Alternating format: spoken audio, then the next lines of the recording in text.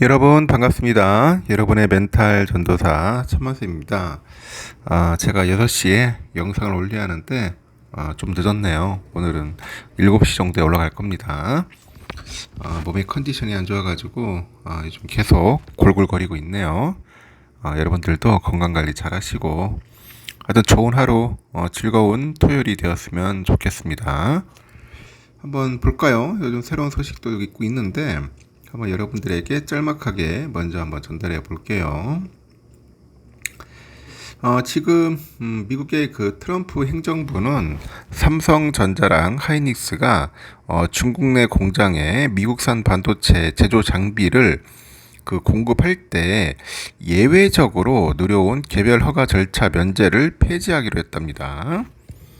내달 2일 미국 연방 그 관보 정식 그 개제를 앞두고 있는데 이날 사전 공개된 관보에 따르니까 미국 상무부 산업안보국 여기에서 검증된 최종 사용자 명단에서 중국 법인인 인텔 반도체 유한공사 그리고 삼성 반도체 유한공사, SK 하이닉스 반도체 유한공사 등 세 곳을 제외할 것이다. 그런 이야기를 했네요.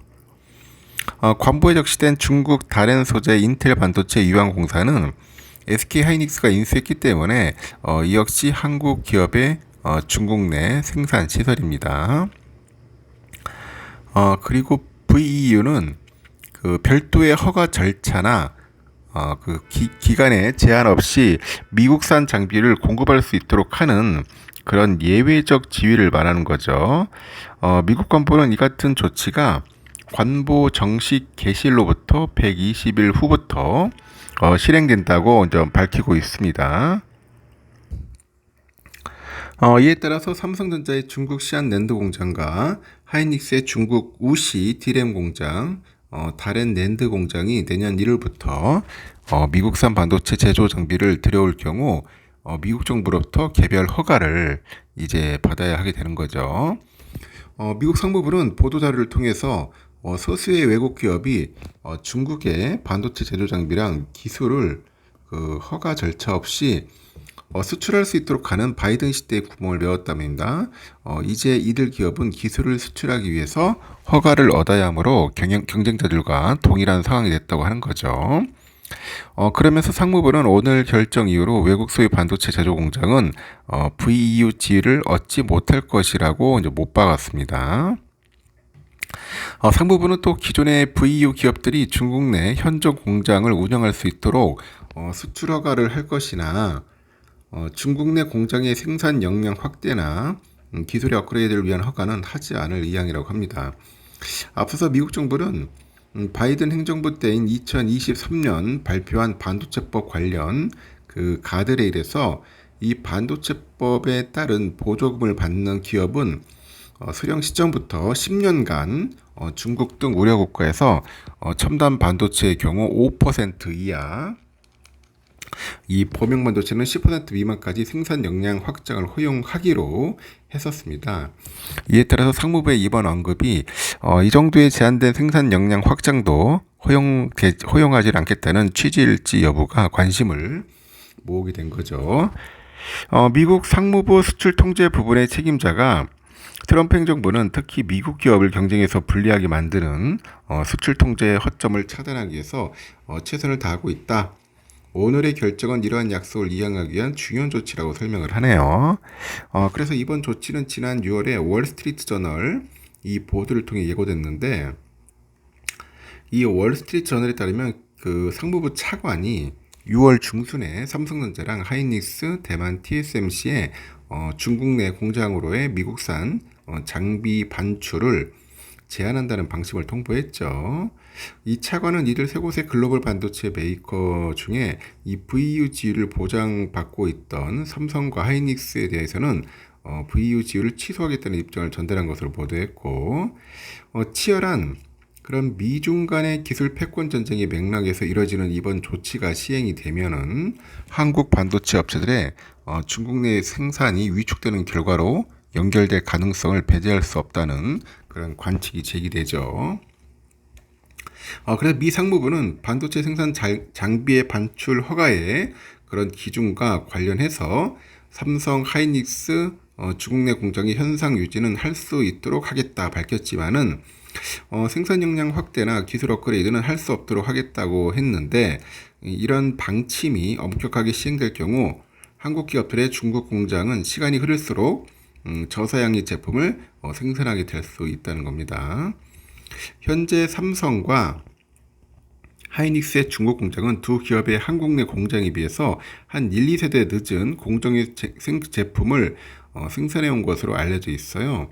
또 개별 허가에 걸릴 시간을 감안할 때 장비 공급이 적시에 되지 않을 가능성도 배제할 수 없어 보입니다. 관보에 따르면 상무부 산업안보국은 이번 조치가 시행이 되면은 연간 1,000건의 수출 허가 신청이 추가로 발생할 것으로 예상을 하는 것 같아요. 앞서서 미국 상무부는 바이든 행정부 때인 지난 2022년 10월에 중국의 반도체 기술 확보를 막고자 미국 기업이 중국의 반도체 생산 기업에 반도체 장비를 수출하는 것을 금지하고요. 현지 공장을 운영하는 다국적 기업의 경우 건별로 허가를 받도록 하기로 결정을 했습니다. 그 이후로 23년 미국 상무부는 삼성전자랑 하이닉스 등 일부에 대해선 중국 내 반도체 공장을 미국 수출 관리 규정에 따른 VU로 지정해서 별도 허가 절차나 기간 제한 없이 그런 미국산 장비를 공급할 수 있도록 한 바 있죠. 그 전임 바이든 행정부는 중국의 기술 굴기를 억제하기 위해서 디리스킹 정책을 취하면서도 이 중국과 거래해온 동맹국 기업들이 받을 그 선의의 피해를 줄이기 위해서 VU 규정을 활용했던 겁니다. 근데 트럼프 정부는 서로 초고율 관세를 부과하면서 맞서던 중국과 관세 휴전을 연장하기로 최근에 결정하는 한편, 그 맥락에서 첨단 반도체의 대중국 수출 통제도 완화하기로 한 바 있죠. 이렇게 트럼프 정부가 자국의 직접적인 대중국 반도체 수출 통제에는 완화하면서 한국 기업들에 대해서는 이 같은 조치를 취하는 것은 일단 한국 기업을 통해 가지고 중국으로 미국의 첨단 반도체 제조 기술이 유출될 가능성을 미연에 방지하려는 포석으로 풀이되네요. 그리고 한미 정상회담 개최 나흘 후에 공개된 이번 조치는 중국의 기술 굴기에 대한 견제인 동시에 한국의 이른바 안미경중이 뭐냐, 안보는 미국에, 경제는 중국에 각각 의지한다는 의미죠. 이것을 견제하는 조치의 일환이라는 해석도 있어요.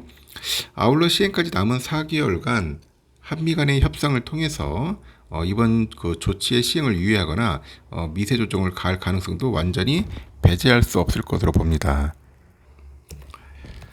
또 한국 반도체 기업들에 대한 VU 폐지 결정이 실제 어떤 기준과 강도로 집행되느냐에 따라서 한국 경제에 미칠 영향도 달라질 것으로 전망을 하고 있다고 합니다. 상당히 참 복잡하네요. 복잡합니다. 하여튼 이런 일이 있다는 거 참고하시기 바랍니다. 하여튼 그리고 오늘 보니까 별로 좋지는 않네요. 나스닥도 그렇고, 나스닥도 오늘 좀 많이 빠졌죠. 1.2%나 빠지고, 필라델피아 반도체 지수가 3.15%나 폭락을 해가지고 지금 난리네요. 하여튼 그렇게 썩 좋지는 않습니다. 그거는 제가 다음 시간에 또 한번 여러분들에게 전달하도록 하겠습니다. 여러분 편안한 하루 보내십시오. 미안합니다. 7시 영상 올라갈게요.